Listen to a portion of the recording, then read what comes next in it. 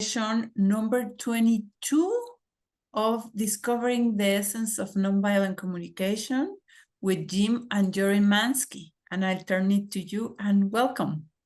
Thank you. Thank you. And I see more folks have arrived since we opened the call. I'm really glad to see you all. And how are you, dear? I feel relaxed and happy and so glad to see all of you. It just really warms my heart to have that sense of community here. We live on an island. We don't have really big communities. So this is a really special time. Thank you for coming and being with us. We'll see what we learn together. Yeah, thank you. And I'm so glad to be here with you today. Today we're going to be talking about responding to other people's reactivity. I've had some recent practice with that, and I'll share a little bit about that. And hopefully you'll have some practice with it as well. And if you're here for the first time, a special welcome to you. We offer this as a gift to the NVC community in the spirit of compassionate giving and receiving. We received so much from Marshall and the rest of the trainers that we studied with in our early days and continue to study with. And this is our opportunity to give back a little bit and also to raise some money for NVC Academy. So if you haven't donated lately or want to donate again, at the end of the call, Marta will put a link in the chat so that you can do that. And thank you ahead of time for any support. Yeah, we really appreciate it. It makes this class available, not necessarily this class, but it makes NVC Academy available to people that could not otherwise have the resources right now in order to enjoy learning NVC from NVC Academy. So let's see here. If there's anything else I want to say before we start practicing. Oh, how we practice. We practice 3 different ways. We practice self-connection or self-empathy. So I'll guide you through a little guided process in just a minute to kind of set us up for the day. We practice honesty and empathy, both in small groups and large groups. So that's a chance, the speaking part of NVC, we call honesty, and the listening part we call empathy. So we get practice doing all 3 of those things today. And you're already practicing. So everything that happens in the practice group is an opportunity to practice. And so we encourage you to stay attuned to your own experience, to your own feelings and needs, and to give yourself empathy as we go. If you need any support, feel free to send Marta a chat and let her know along the way if something's not working well for you, or if you need anything that she can give you, she will. Anything up for anybody before we start with the self-connection exercise? Okay, so Sherry's heart was up. Did you see that? Yes, I saw that. So last week we did a little meditation on the experience of urgency, and so we're going to build on that. And so we'll start. I'll guide you through a process, and we'll do a kind of a brief version of what we did last week, and then we'll deepen into a particular kind of urgency that's related to our topic today. So we'll start with what we know as the 0 step. Marshall called it spiritual clarity. Other trainers call it other things. It's kind of like the preparation work that we can do in our body and in our heart and in our mind to prepare us to do nonviolent communication, to live nonviolent communication, to be nonviolent communication. So it starts just by noticing your breathing. Don't have to try to change anything about your breath, but the invitation to just notice breathing's happening.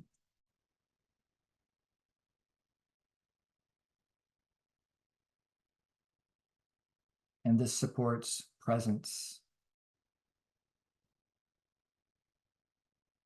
So bringing your heart, your body, your mind to this present moment.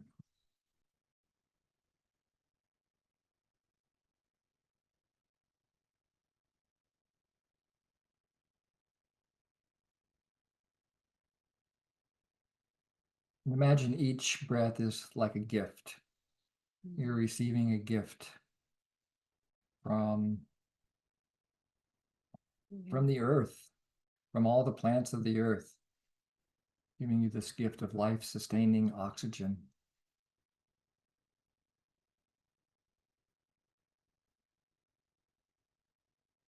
And then when you breathe out, you're giving a gift. You're giving the gift of carbon dioxide that you don't need. But the plants love it. It's their food. So each breath is an experience of compassionate giving and receiving.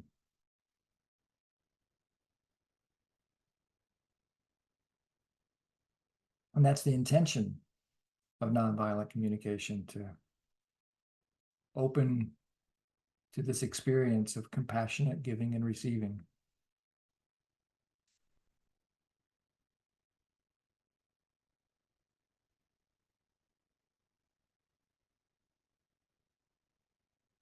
And when we're present and clear on this intention, there's an effect in our consciousness of becoming more open to outcome. So just notice if that's true for you. It might awaken curiosity or wonder, anticipation.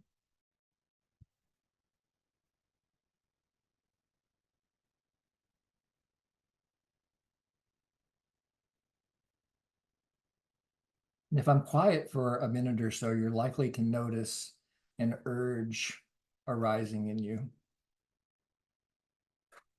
It's the urge to do something. Maybe that won't happen for you, but if it does, just notice it and label it urge and let it go and go back to 0 step again. So we'll just do that for 1 minute.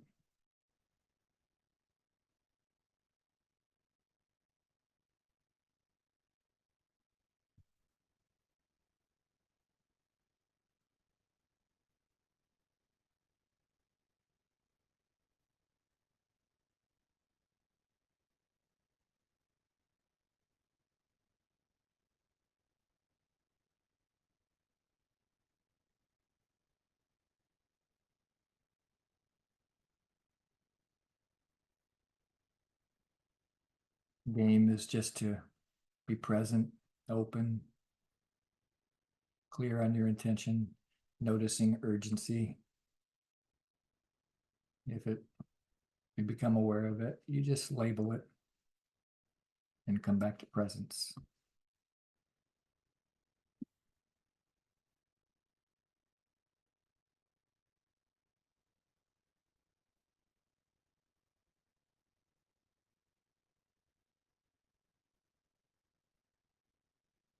I like to play with a special kind of urgency that I imagine will be familiar to you. It's the urge to correct. So staying in best you can in this 0 step, I'm going to say a few things along the way. And just notice if you become aware of this urge to correct me. I'm predicting you will. So first, getting clear on 0 again. Setting your intention to notice urgency in this, especially the urge to correct.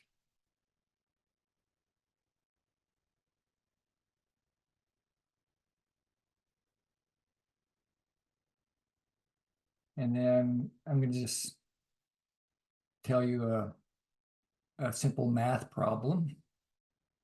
1 plus 1 is 3.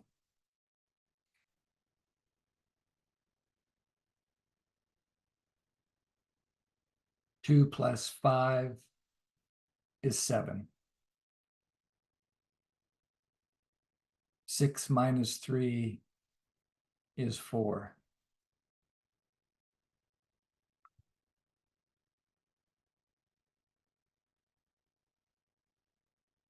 If you notice their urge to correct me, just notice it. give yourself permission to have it. It's very deep in us because of the way we've been educated. So just accept yourself having that urge, but become aware of it. It's not about not having the urge. It's about being aware of the urge. So let's try another one, another topic.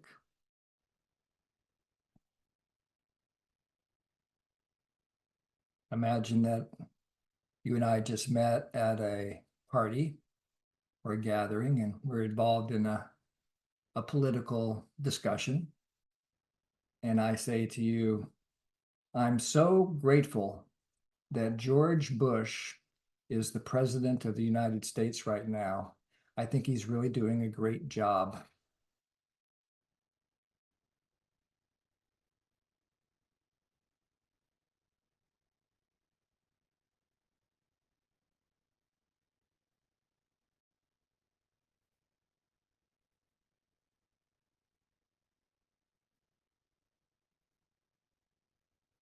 If you have that urge to correct come up, just notice it, name it, allow it, return to zero.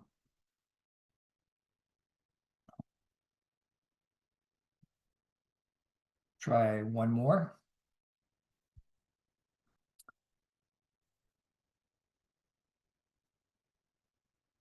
I love it to walk outside on a clear day. The sun is brightly shining. There's no clouds in the sky. It's noon, the top of the day, and the sky is this brilliant orange color. Not a cloud in the orange sky.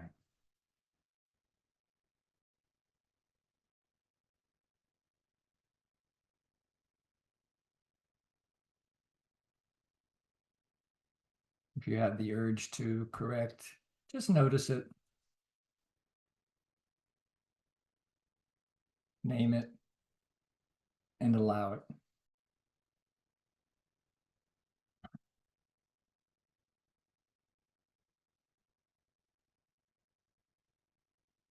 So now we go just back to silence again for another minute of self-reflection on what this exercise was like for you. Did it meet any needs for you? Did you just find it boring?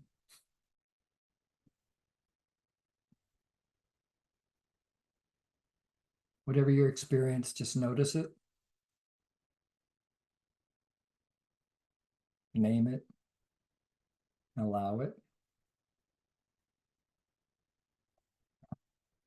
And consider the question, what did you learn from this experience?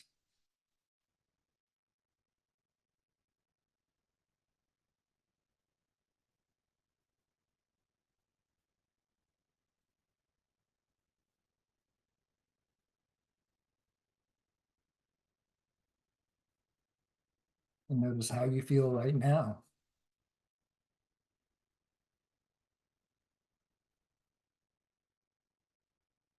Open your heart to your own emotional experience.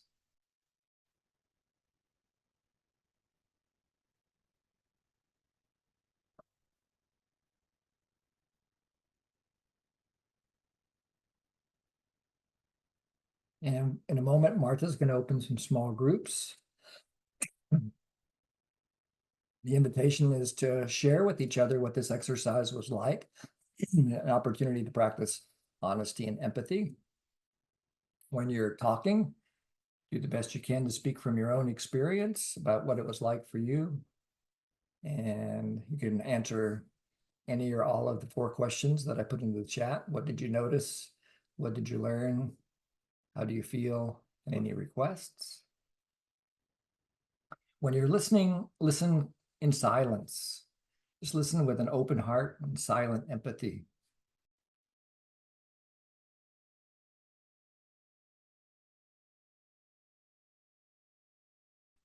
And we're back. I hope you enjoyed the small group as much as I did. We'd love to hear some of your reflections about the initial exercise. Oh, new faces have arrived. That's Yes, fun. look at that. Any Wonderful. reflections you have on either the initial exercise or on the small group? Would love to hear some voices. Harmony, would you like to go first? Yeah, I just wanted to share something that came up in my group that was at the very tail end. There was the response to urgency, and but then someone brought up the fact that like sometimes there's urgency, and then sometimes on the opposite scale there's resistance. And yeah, that was a nice thought at the end to think about the opposite of urgency. So thank you. Yeah, thank you. Nice to notice that with every yin there's a yang. Somebody else? What did you learn? We'll start with that question. What did you learn? Well, I enjoyed the fact that we started with giving ourselves sympathy because it's very important. I've been triggered recently by some events where people were reacting to me, and I'm just glad to give myself empathy before I start to deal with whatever we're going to do for the next exercise. I'm very grateful for that. Yes, it's really hard to provide what we don't have. So starting with caring for our own needs with self-empathy, or just even making sure we're well fed and well rested, really makes a difference.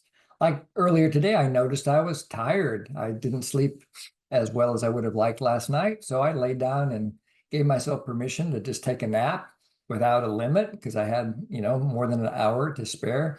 I think I might have dozed off for 20 minutes or so. And it really, really helped me to be more present with you now. So self-care really seems deeply, deeply important to be in integrity with NVC practice. Yeah. Thanks, Ron. And Juliana? So I notice in my life that when somebody is reactive, I have a natural tendency to defend myself. It's almost automatic, and I also have a tendency to be in a mode of reactivity, or correcting them, or in this case, it's correcting them, or just defending myself, basically. And so at that point, if I pause and breathe and just, connect to what is important for me, to what I'm feeling and what I'm needing. So what I'm feeling is really at that moment some need to protect myself, some kind of an annoyance, and what I'm needing, what is important for me in that moment is not correction, it's connection. So what am I going to do once I hone on that? What am I going to do about it? My next step comes to mind, like, how am I going to respond? Not Beautiful. react. Yes. Beautiful. Thank you. Yeah. Yeah. How important it is to notice our own body's response to the reactivity of others and use that as a platform to then figure out what might serve life from now on. Yeah, Jeff. Yeah, thank you for the space. I'm going to be gut level honest here. This is a little scary. So when I first started coming to these meetings, I was like, what is this NVC stuff? Is it some philosophy, something that's going to be dangerous for me? It's different than what I believe.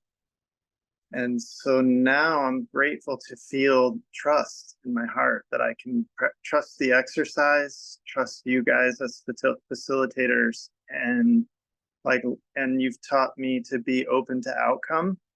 And so I didn't have any reactivity of urgency to correct, that was noticeable or that was big. It was just like, okay, this guy's orange, what if 4 minus 1 is 2, or whatever. And so that felt really good to feel trust in my body. Yeah, trust and curiosity, to really trust yourself and to be open to other people having their experience. Yeah, beautiful, Jeff. Very Yeah, inspiring. Thank you. Yeah. Well, I'm really loving these sharings. More, please. Jeanette, haven't heard your voice for a while. Glad to hear it. Go ahead. It's, to me, it's much easier to just listen and not react when it's not anything personal. But when it becomes a personal, like someone in the family is saying, you're doing something, or they're blaming, that's a whole different story than, oh, the sky is purple. It's the amount of closeness that can affect the reaction sometimes. Yeah, makes perfect sense. Yes. Yeah. Yeah, the what we've noticed, and like speaking for both of us here is if we're one, because we are. We are one. But what I've noticed is that the higher the level of involvement, the more likely the urges to correct become, the more defensive I'm Yeah. likely to be, and so forth. So Yes.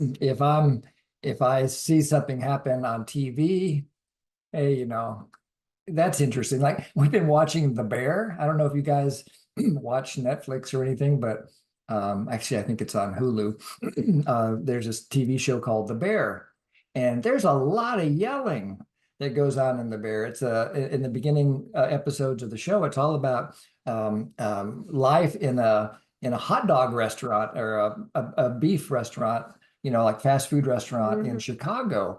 And this is a very intensely involved family that run this restaurant, and they are constantly screaming and yelling at each other. And It's it was intense. quite Yeah. challenging for me. It was a great NVC practice to watch this show. Now we're on our third season. I think it's the third season. And to watch the evolution, not only of the characters in the show, but my character, as I've become more available to be present for that. And it's not an instant fix. It's just something that takes practice, and lots of self-forgiveness. Yeah. And it depends on what your history is also. And for some people, being shouted at is, not a big deal. But if you were raised with that happening, that could be a painful thing that really upends your stability, your emotional stability. Yeah, there's cultural issues that arise as well. When we first started going to China, Jori and I've been lucky enough to go to China about 6 or 7 times, teaching NVC and making friends there. And there was something about the way that in casual Chinese conversation, to my ear, it sounded angry to me. And like once we were watching an interaction between someone parking their car and an employee at like a restaurant or something, and it looked like a super heated discussion, about where you should park. I mean, I'm just all interpreting because I don't speak any Chinese. I just hear the energy. And so I asked the person who's with us, who's like our guy, I said, are these guys fighting? She says, no, they're just connecting. They're just trying to decide where the best place is to park the car. And it's like, but my nervous system is on red alert because I'm just not used to that level of intensity. Yeah, different culture. Yeah, exactly. So yeah, how can we grow our own capacity to make room and space for not only our own reactivity to their reactivity, but also to their reactivity? And your point is well taken, Jeanette, that the more involved we are, the more likely we are to take it personally. And we'll get some practice with that in a few minutes. Yeah. Thank you. Thank you. And Nancy? Yeah, I was just going to share, I had a couple different reactions. One was I had no reaction to the senses that you were saying, because I'm in a very grateful place because my father just got home from the hospital. So I'm just so peaceful and happy that I felt like you could say whatever you wanted to say. That was my one thought. But my second thought was I have spent the last few days correcting because he was going to be given the wrong medicine, or he was going to be double dosed, or they had the wrong pharmacy, or they had the wrong wrong home health care, or there were so many things that were being done that could actually endanger his health. Right.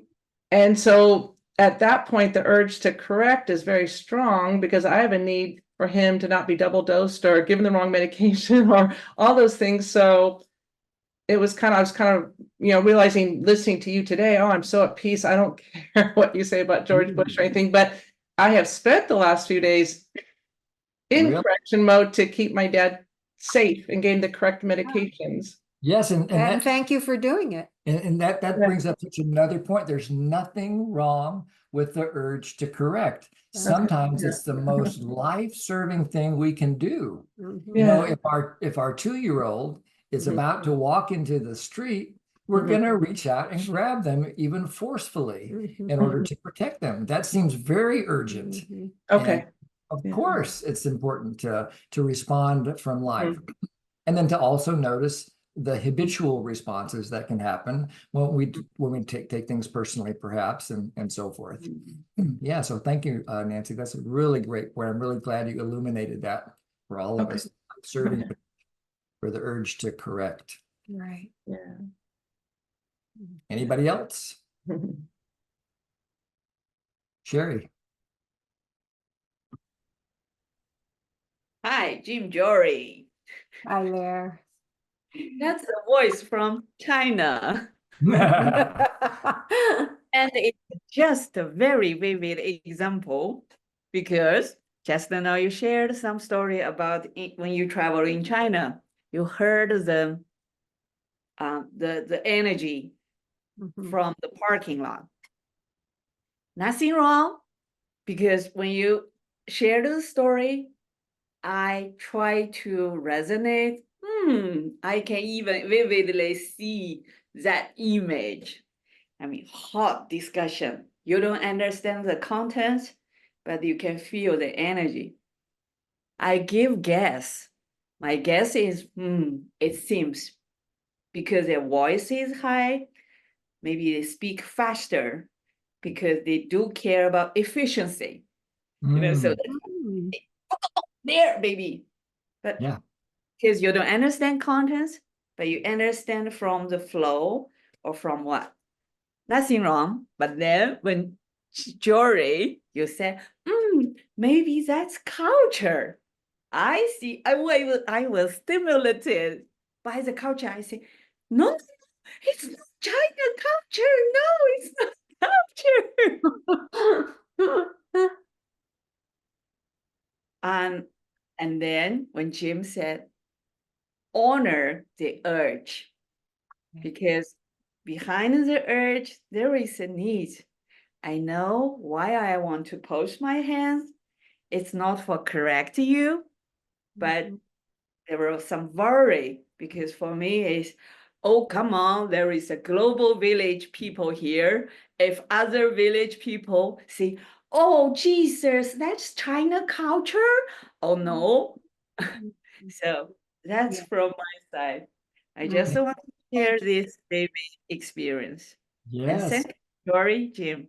Yeah, thank you. Thank you. And thank you for reminding me of the potential pitfall of anything that looks like a generalization. Right. You know, like talking about to lump 1 billion people into a culture when it's probably quite contextual.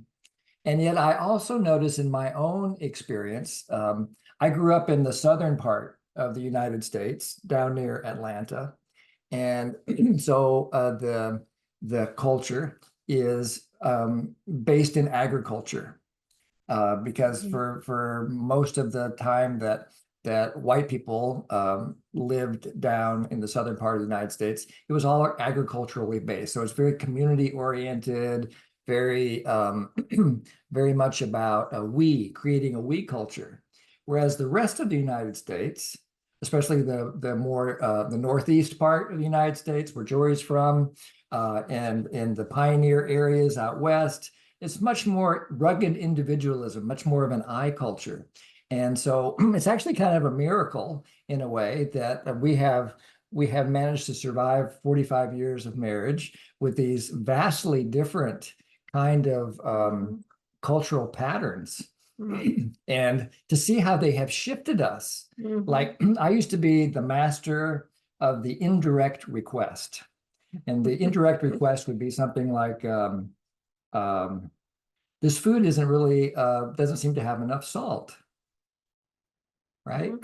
And so that's me saying, would you please pass the salt? Or next time you make this meal, would you add more salt to it? But it's very indirect. And whereas Jori, in the early days of the relationship, if she was going to say something like that, she'd say, this really sucks. This is way too salty, or it's not salty enough.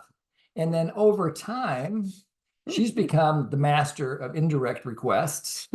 And so sometimes I have to like peel it out of her. What is it that you want, dear? And I've become much more direct. So, you know, we're constantly flexible and learning from each other as well.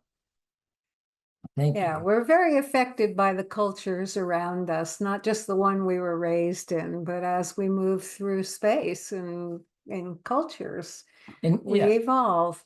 And here we are now in Hawaii, which is like, there's nothing like becoming I mean, to not put too fine a point on it. I like to think of it as we live here as guests. That white people kind of waltzed into Hawaii a little over 100 years ago and stole it. And we started imposing our way of doing things on the Hawaiians. And yet it's really moved a lot in the other direction now, where there's so much of the interdependence that underlies indigenous cultures like Hawaiian culture, where there's such appreciation for nature and the fact that we're all in this together. So much more of that we-ness is beginning to, and we hope it infects the rest of the United States before it's too late in the rest of the world. Yeah. Okay, so that seems to finish all the hands for now. So let's practice a little bit. Start by just closing your eyes for a second if you'd like. And just notice how your body feels after having these experiences we've had so far.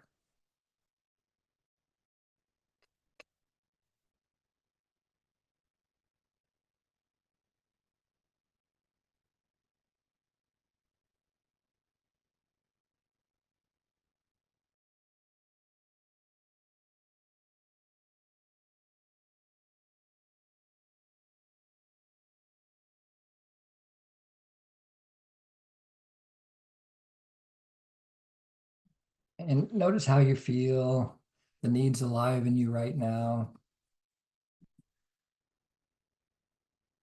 Get clear on your own 0 step for the next part of the class, which would be a little bit more like learning, interactive learning, discovery in a different way. What requests do you have of yourself to get the most out of our time together?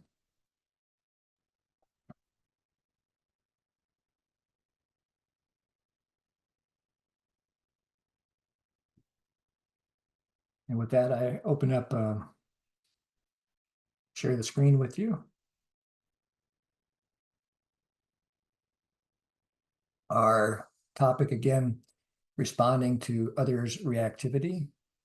So if it happens to be your first class, you might have heard Martha say at the beginning that this is the 22nd class in a series that started back in March, where we're going through the Pathways to Liberation matrix of self-assessment, which is a list of 28 skills and various levels of integration of those skills. And this skill is, what do we do when other people are reactive?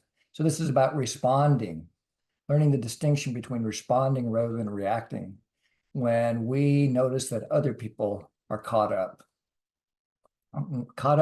in separating emotions. And what we mean by separating emotion is it appears to us that that they feel separate from us, and maybe we feel separate from them. We don't have a sense of interdependence or unity in that moment. And so we all go through a journey. It's not necessarily just a linear journey,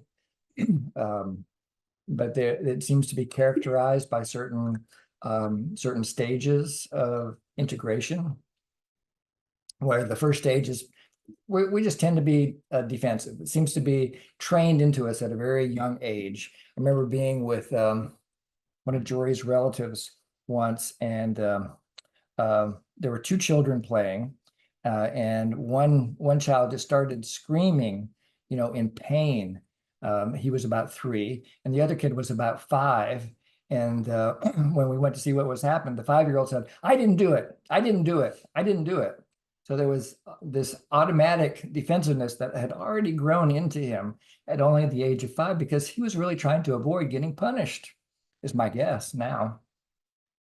But as we continue to go through and awaken to this particular skill, we start noticing the habits in ourselves and how the habit can get in the way of our desire to connect. We can also become aware of the habit in others, and then we can want to correct it. And that can be a problem. So that's one of the things we're going to be working on, is this urge to correct other people who aren't doing NVC good enough. That's a part of the awakening process, is we expect other people to be as good at NVC as we are, or maybe even better, so then our life can be more wonderful.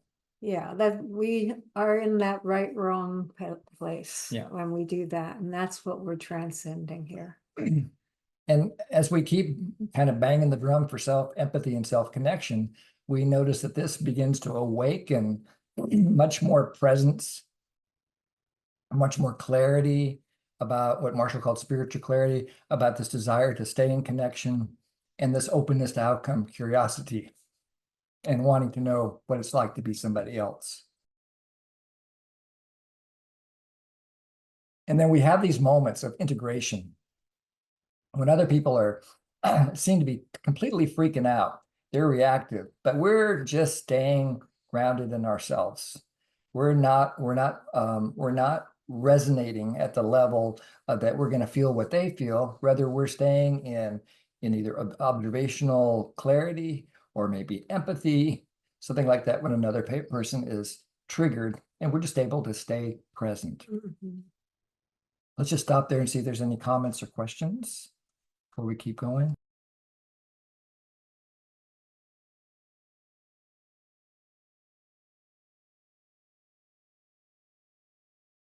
So the first question to consider, and I invite you to just write about it for about 3 minutes. How do you know? How do you know when somebody else is reactive? How do you know that the other person is reactive? What are your clues? So this is an invitation to make some observations.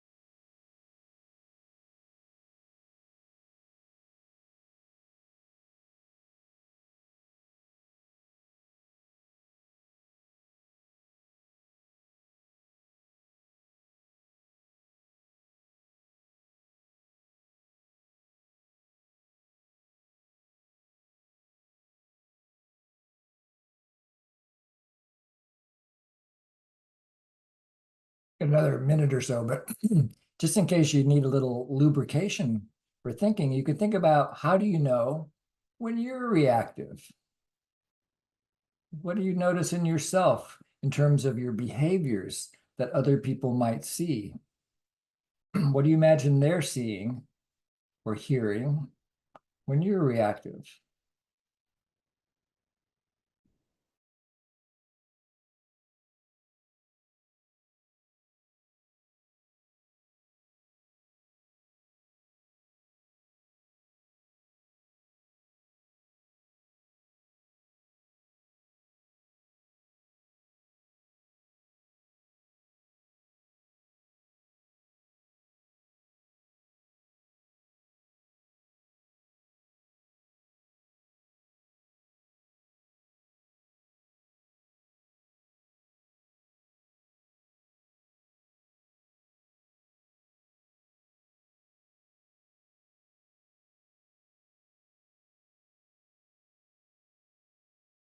About 30 more seconds to finish up.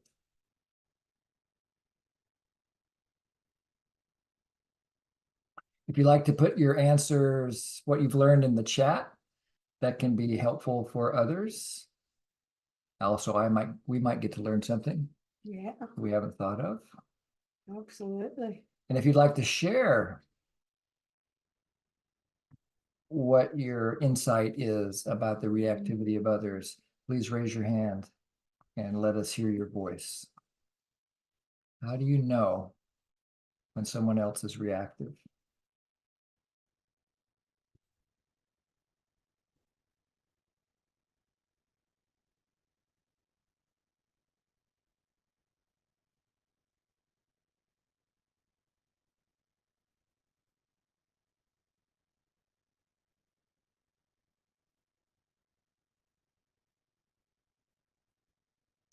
Juliana?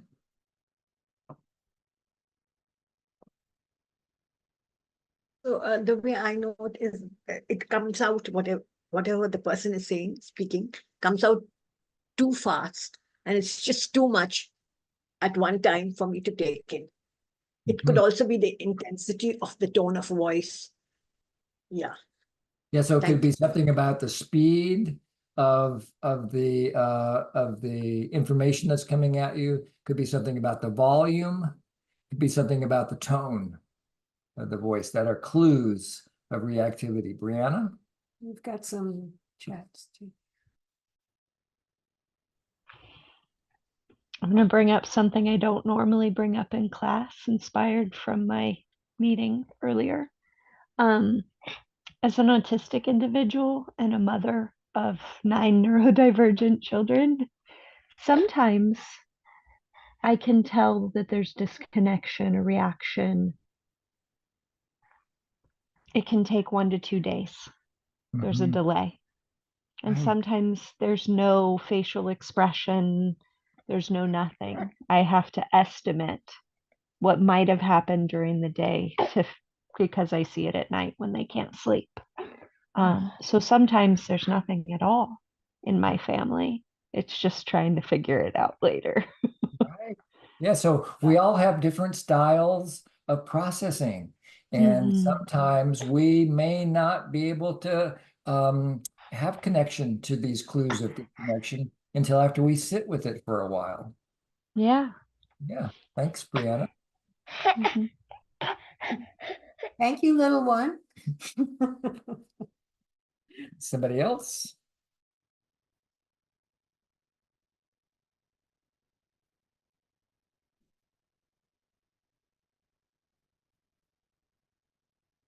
I don't seem to have a way of raising my hand down here. So you might have updated your Zoom software, so now it'll have a little heart at the bottom that says react. Oh, But there it is. Okay, yeah. Okay. Go ahead, Tom. Raise my hand. So it's getting more and more that I'm really paying attention to when I'm not present.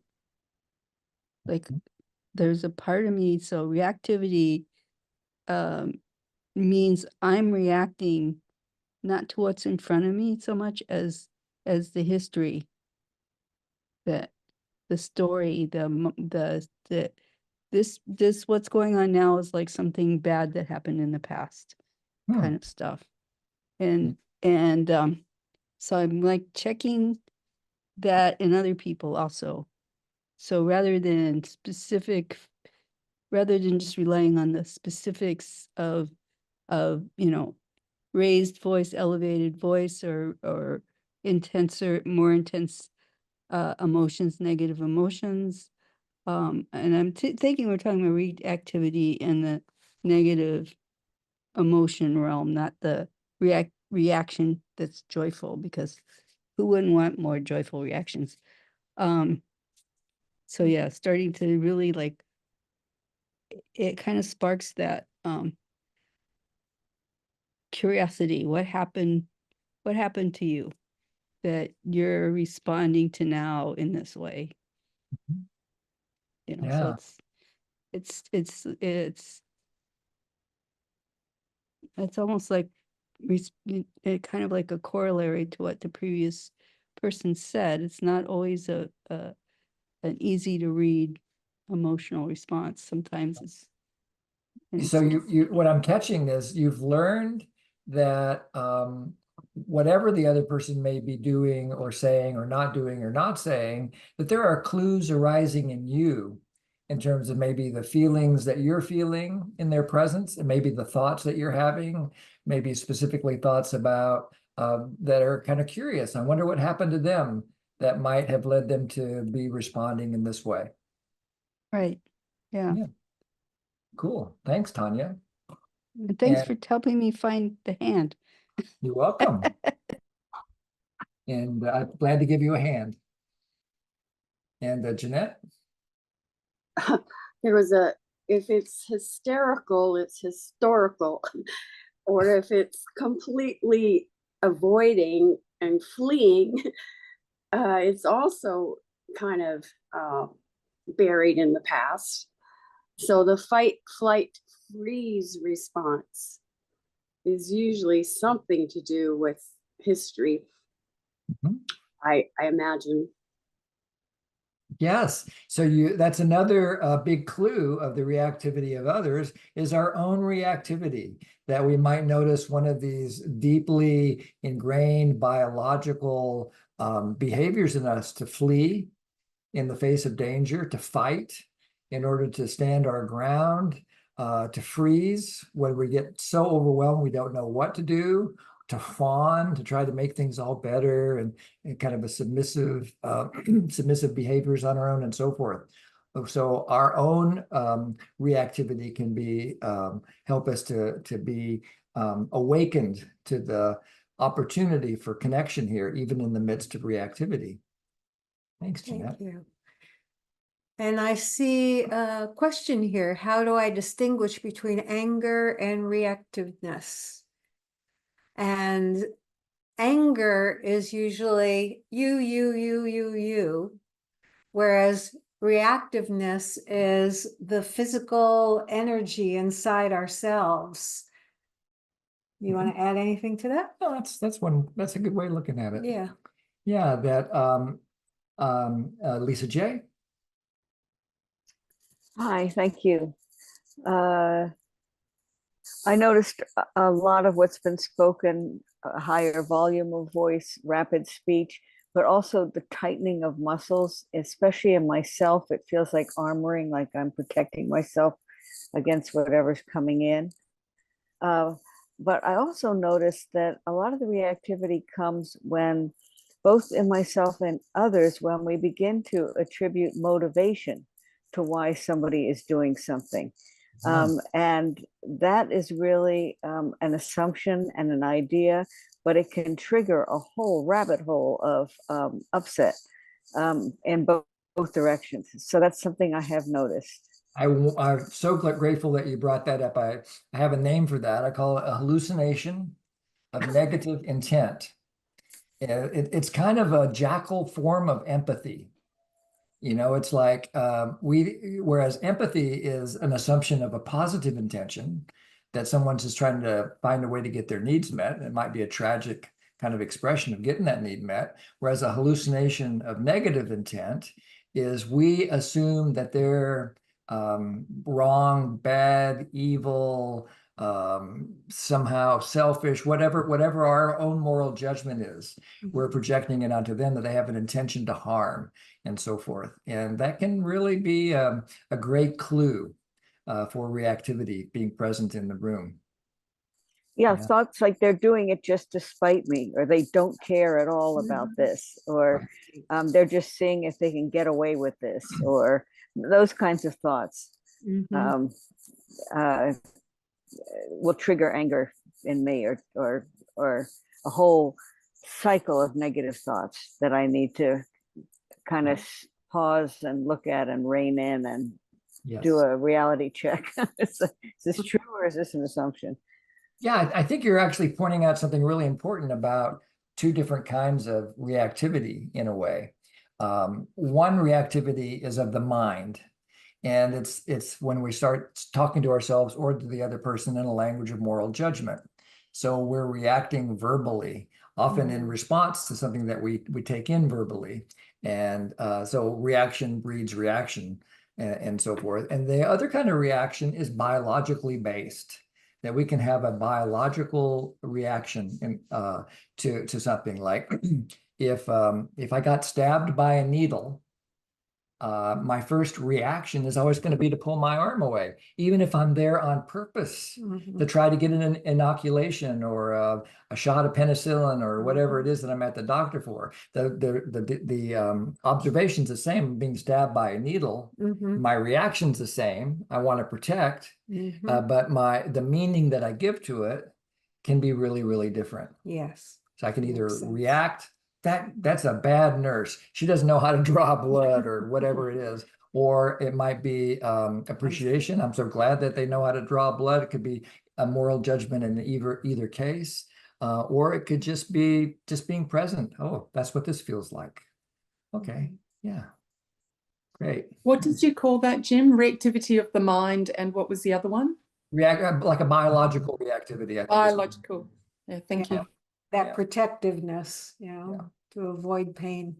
And we'll go to Austin next, and then we'll do the next part of the practice.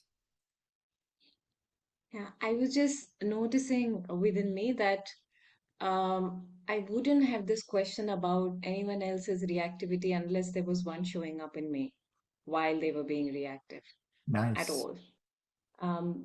Because because then otherwise I'm open and spacious and I can hold it.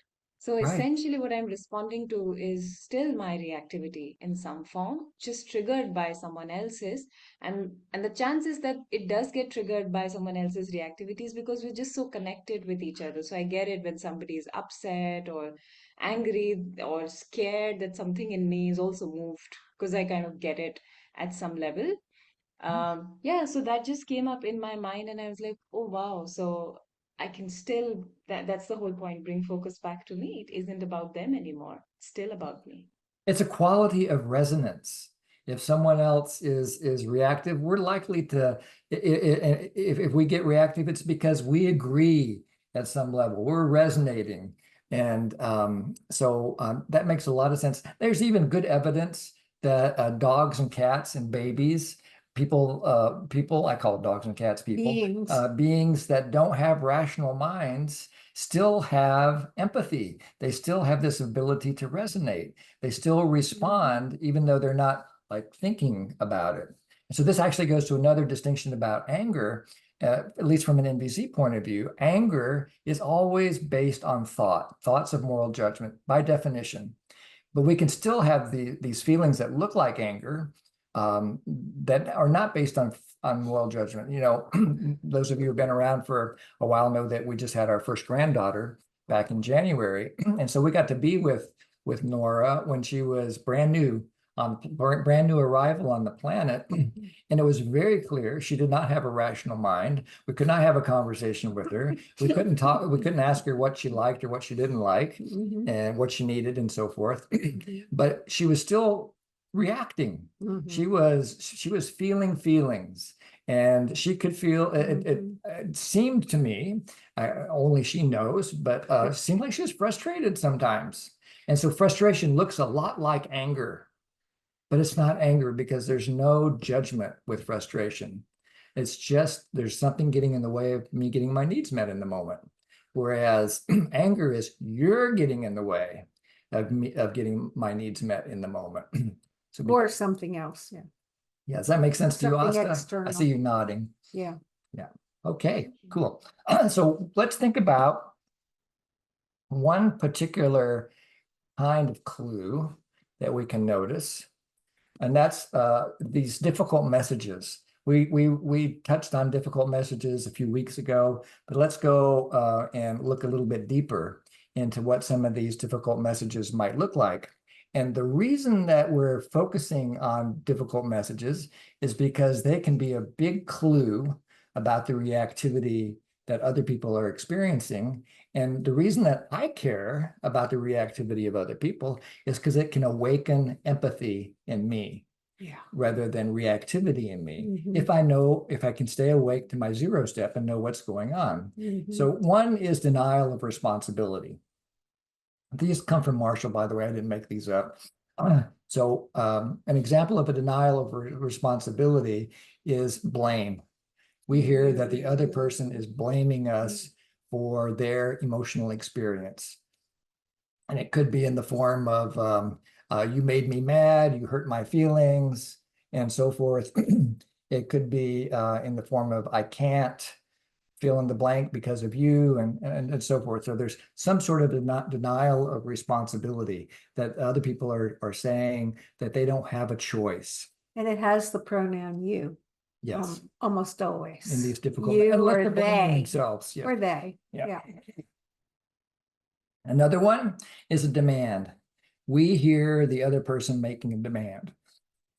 And the way that we might interpret something as a demand is that there is an implied or direct threat if we don't do what they tell us to do. So it's not that demands can't actually happen.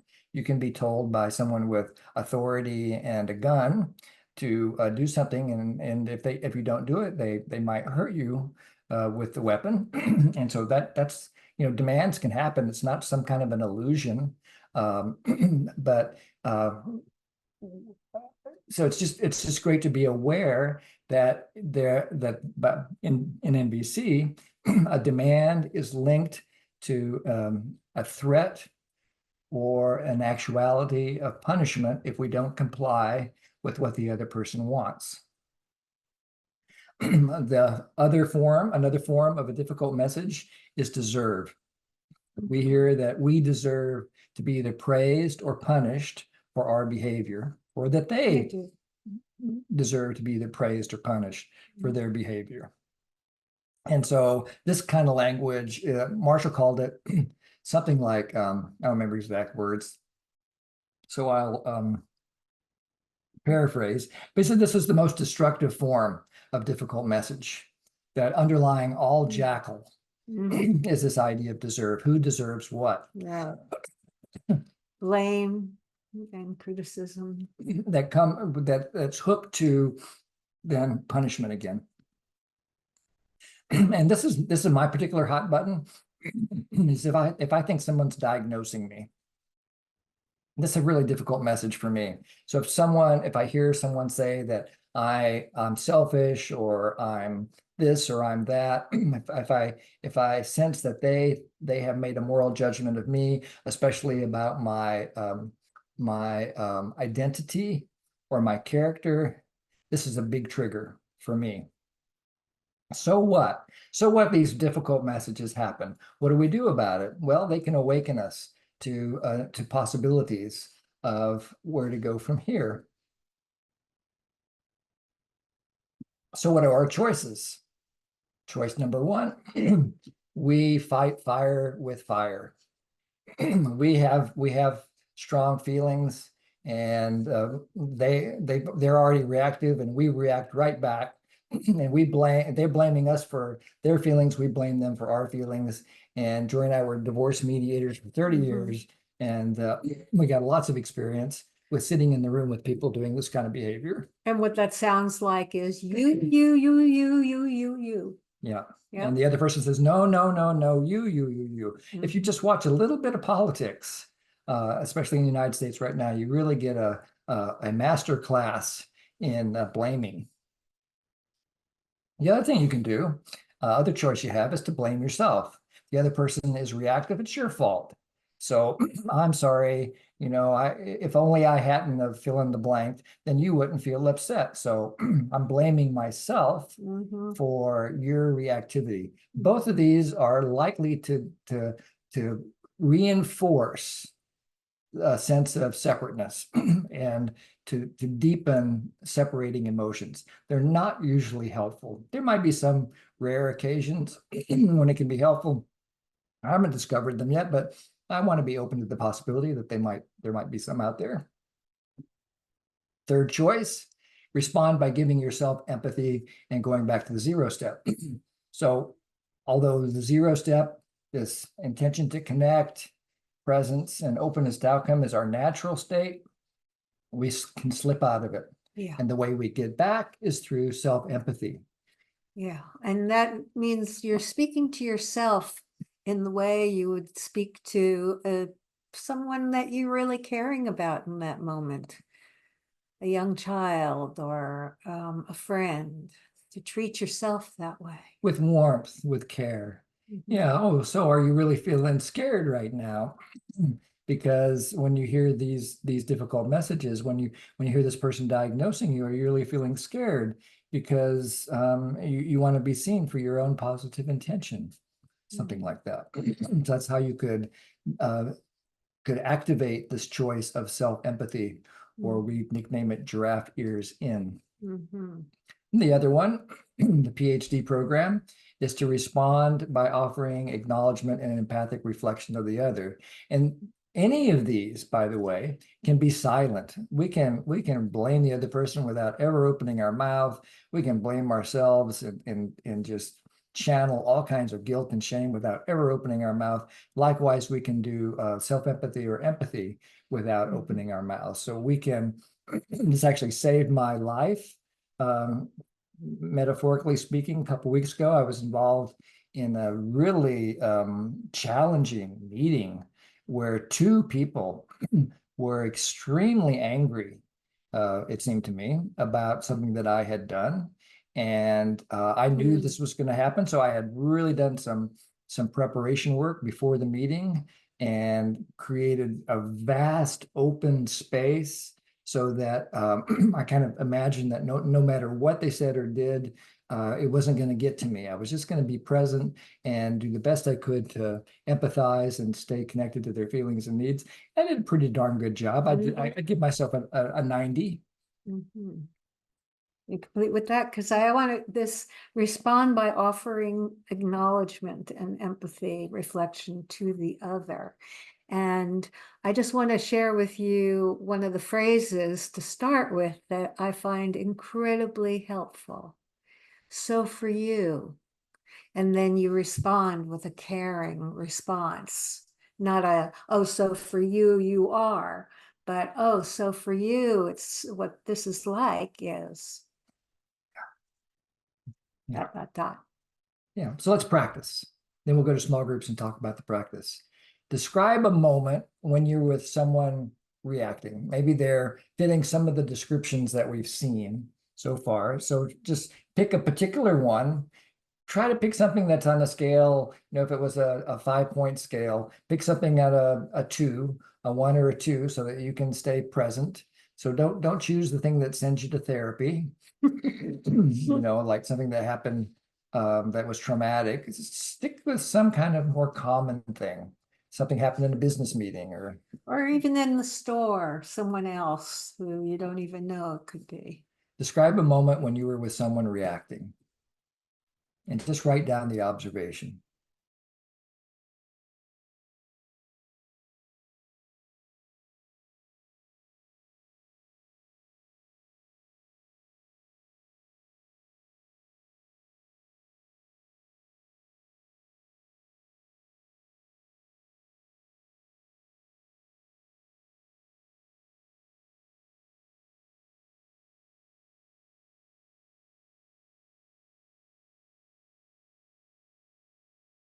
Remember that descriptions are sensory based. What do you see? What do you hear? Smell, maybe taste, touch.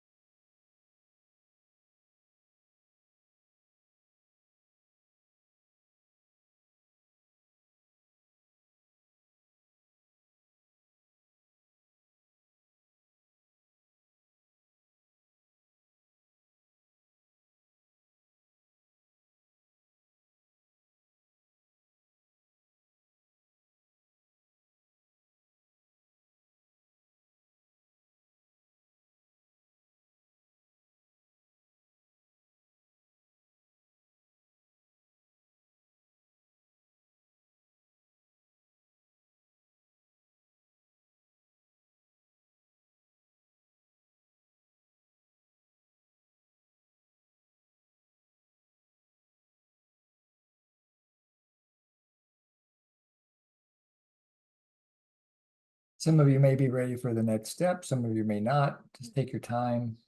If you are ready, do the other part of the observation. This is the one we worked on last week. What are you telling yourself? Tune into your internal dialogue if you have one. What are you telling yourself?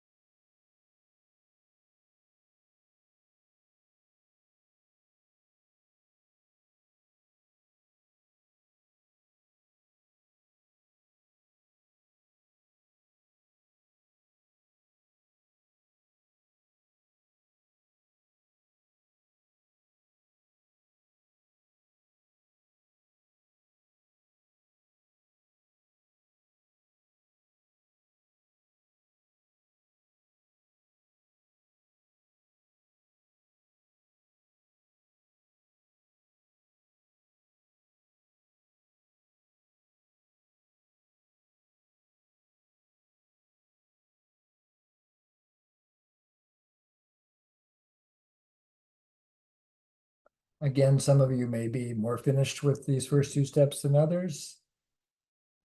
But if you are finished, and this is also a non-linear process, so you can bounce back between all three of these first pieces. What are you feeling?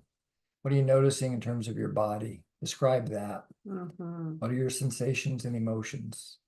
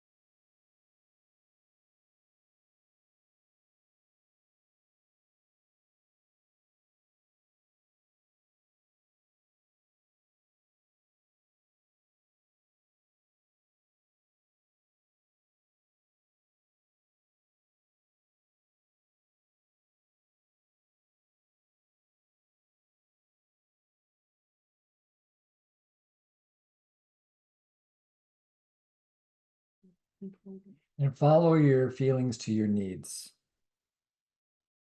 The heart of the matter. What's important to you in this moment that you described?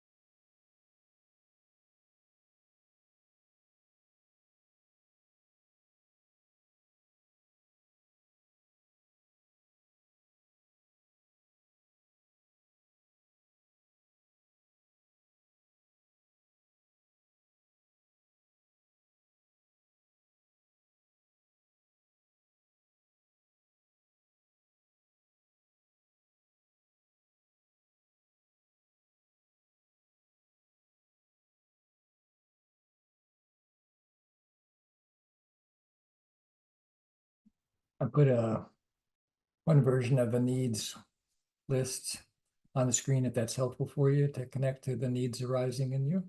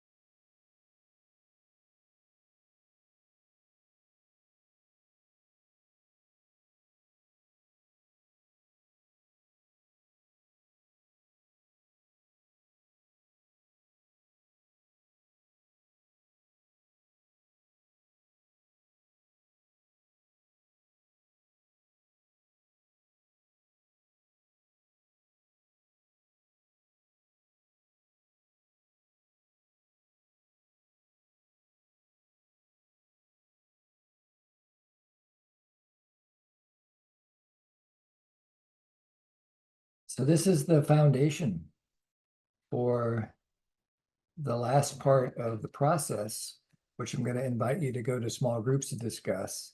Is now that you're connected to your own needs, make some guesses about what might be behind the reactivity of the other person. What needs are they hoping to meet by behaving in the way that they're behaving right now in the scenario that you described? So Marta, if you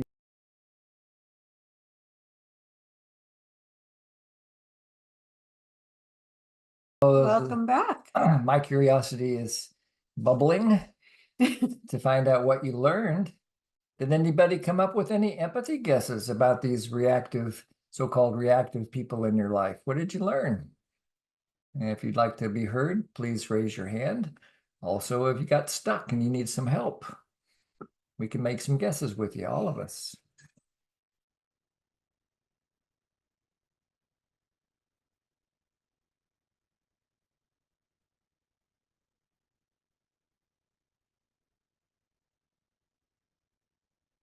Yeah, Brianna. Say in mine, it was a need for acceptance, was what I found. Yeah, and I found in mine that working NVC in a different direction ended up being more effective. So it was interesting, not what I expected. So when you shifted to empathy, you noticed something relationally different between you and this other person. Yeah, when I realized, when I heard his words and his reaction, moving to hearing a judgment in what I was saying is what I realized, and that there was a need for acceptance, and simply by saying, my desire right now is to vent, and this has nothing, this is not you. Right. Like guns were blazing, and it was like, oh, let's put them down. And he's like, you just want to be heard. Yes, I want to be understood. Nice. Oh, okay. Let it out. And then we were great. Wow. Yeah, once you got the request, you could open yourself to the outcome and just be present. Yeah. Beautiful. It's liberating, huh? Thank you. Somebody else? Yeah, Linda. My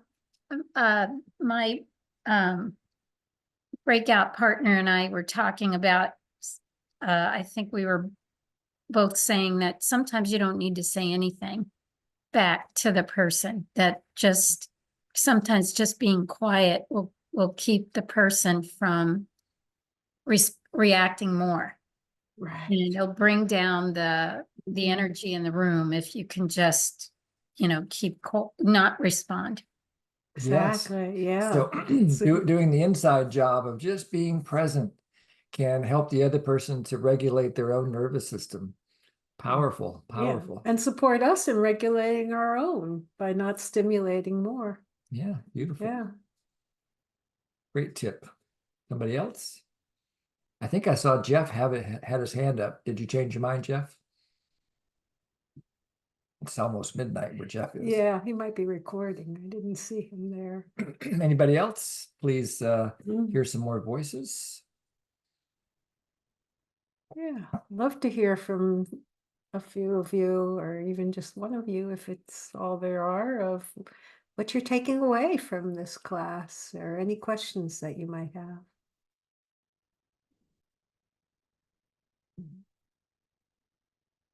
Is that your hand up intentionally, Arunima? Yes, go ahead, unmute. Yeah, what I'm taking away is that that by the time I finished listing my feelings and needs, I knew what was coming. I knew you were going to say what needs are, So it's just that I'm recognizing that how I get from being an occasional, being able to tap in occasionally, is actually practice until it becomes muscle memory, and Yes. I'm really able to do it without it being an effort. And I think that the key to that is just a moment of self-empathy when I hear that barrage, or or etc. Just a moment of self-empathy, I think, would be helpful for me to be able to build that muscle of mine. That makes so much sense. Yeah, absolutely. Thank you. Thank you. Yeah, because I chose something that was therapy. Sort of. I could have gone to therapy with the examples. So, in spite of your suggestion, I exercise choice, and I'm glad. Yeah. Oh, good. I'm glad you learned something, and that you found the reservoir of your skills. Yes, because I also heard what you were wanting, that I wouldn't go off kilter with it, that I would be able to stay and do the exercise. Right on. Beautiful. You were able to give yourself some empathy and then stay present to what is. Thank you. Thank you. Beautiful. Tanya? In the situation I thought of was actually a situation where I was listening to someone who was venting about something else, and they were actually asking me to hold space for them and empathize with them so they could work out what was going on for them. So it wasn't quite, I think, the scenario of me reacting to someone else reacting in that kind of, because nothing was directed at me. But the thing that I noticed. Whoops. You're muted, hon. Somehow you got muted. Maybe that's, quit talking. Got There's two different people. Similarity for me was the thing they had to untangle was how much of the criticism they were receiving was theirs to accept. You know, like, what is it, you know, so this was like yesterday and then earlier today. It's really important to say, do I have to accept what this other person is saying about me? And do I have to accept, I mean, my not very NVC example was asking me to come to a hanging and bring my own rope. You know, like both of them had a situation where they were invited to a meeting where it was clear that they were going to be criticized if they showed up. And it's like, what's your choice? Because you're completely free here to make a choice. So what do you want to make? What choice do you want to make? And it really had a lot to do with was there anything in what the person was saying that I actually needed to address or not? Or was it just that person's, you know, whatever they said was about them? Right. Yeah. Right. And you could let it go if it's about them, just sort of let it fly on by. Yeah. Yeah.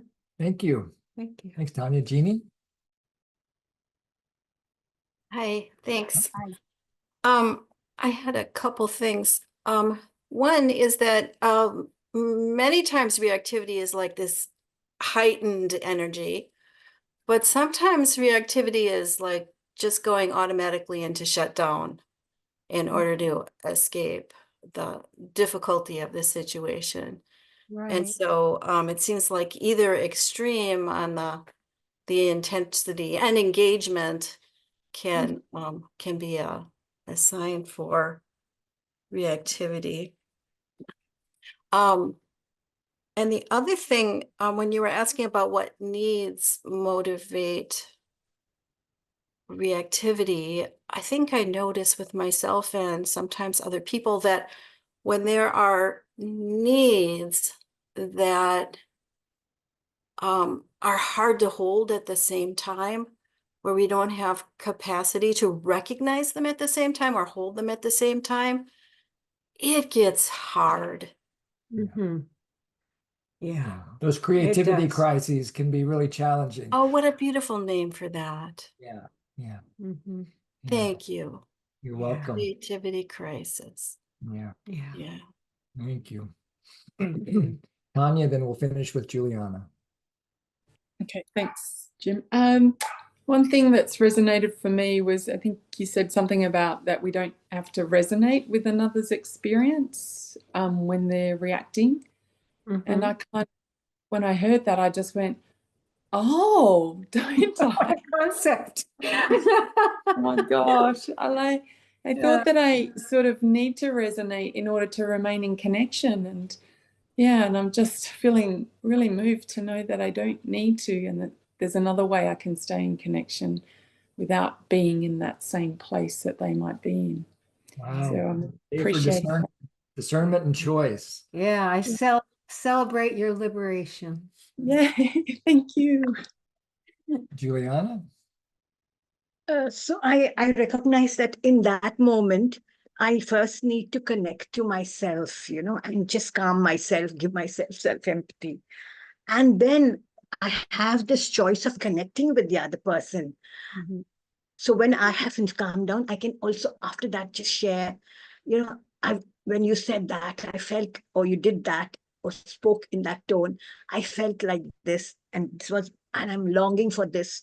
So, I mean, what did you hear? It's important for me, or something. How do you hear feeling that, or something like that, and get into a dialogue and a conversation with that will create more connection and understanding. Yeah. So Really the request to myself to first connect myself. Yeah. Thank you. Yeah. Beautiful. From Marshall, put the oxygen mask on yourself before assisting others. Yeah. And Pooja, then we'll be done for the day. Yeah, thank you so much. So this may not directly tie to this, but maybe somewhat it does. I was talking to a friend about NVC, and they asked this question that I should ask you too. They said if they wanted to get some clarity on what's your point of view on fierce compassion or the mama bear compassion. And if you could put some light on that in the context of making requests. Yeah, I'm not exactly sure what they mean by fierce compassion, but I think the closest concept in NVC might be protective use of force. Yes. Yeah, where because there's imminent threat to rights or life or well-being, we act compassionately in the service of protection. So it's like the little mantra in me is protect first, then connect. So if I don't need to protect, then I can just skip that step and go to connection. If there's something that needs to happen in terms of protection and there's something that I can do about it, then that's what I think that might be what they're pointing to with fierce compassion.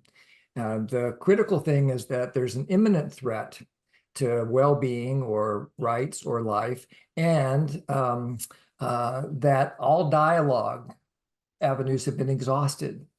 So we don't do that protective use of force if we can still be talking about it. So still, if there's a way to connect first, and then if not, then protect, and then go back to connection after the protection. Could you share an example of the imminent? Yeah, your child is about to run into the street. I know, it's exactly what I'm remembering. Yeah, our kid did that. You got a 3-year-old or a 4-year-old, and maybe you've had talks in the past about being safe on the sidewalk or whatever, but for whatever reason they get distracted and they start wandering into traffic. Right. And so you grab them, and they may not like it, or maybe one kid's about to smack another kid with a brick, and you hold your hand around them to keep them from hitting the other kid. I've seen that happen before. And so I'm imagining teachers have opportunities every day for protective use of force. And parents, where especially Brianna with 9 kids, you must be an expert on protective use of force. Yeah. I did just want to say the other analogy I've heard that might fit is screaming in giraffe. And sometimes there's a perceived threat as well that may or may not exist. I know a lot about perceived threats. And screaming in giraffe when really jackal ears were still somewhat involved. It's like a crossover, I guess. I don't know if I'm explaining that well, but kind of a jackal response. Yes, it can be both when we're in perceived threat. Yes. Yeah. All right. So I hope that's helpful, Pooja. We can talk about it some more next week, maybe if it's still alive. And please invite this friend to come to the class. If I have. I have. No, this was very helpful. Thank you so much. And I would love to follow up on this. Maybe I can send an email. Great. Yes. And in Marshall's book, he talks about the protective use of force. You can, I think it's even in the index. Yes, So definitely. Next week, we will be exploring feedback and how to be open to receiving it. So when we do something or don't do something and it has an impact on the people that we're involved with, they might want to give us some feedback. And so we might want to have some skills about how to stay present and empathic in the face of difficult feedback or even praise. So we'll practice with that next week. So it'll be openness to feedback will be next week. All right. Until then, enjoy the opportunities to be with Reactivity and transform them into connection. And we'll see you next week.